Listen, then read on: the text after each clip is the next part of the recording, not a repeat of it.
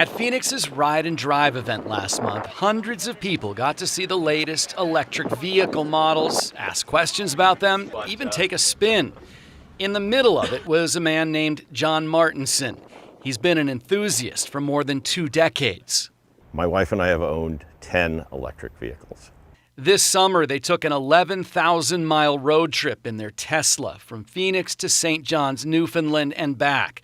Martinson says the Tesla charging network made the trip easy and affordable. So for our whole trip, 11,000 miles, we paid $318 in charging fees. Any big road trip requires preparation, but a big road trip in an electric vehicle requires some extra steps. That's because there are not nearly as many EV charging stations across the country as there are gas stations.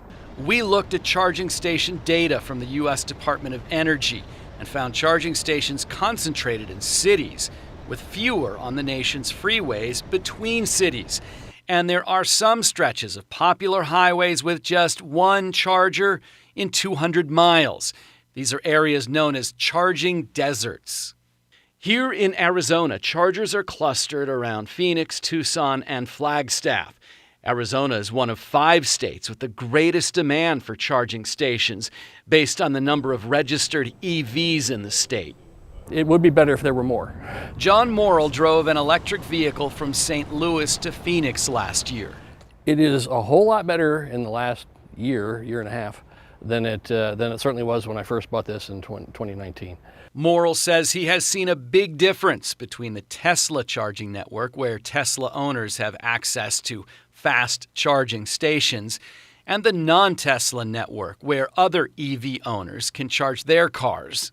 I have had disappointing experiences almost as often as I've had great experiences. There are bad chargers out there. John Martinson has had both Tesla and non-Tesla EVs. He agrees that the Tesla charging stations are better maintained and more reliable.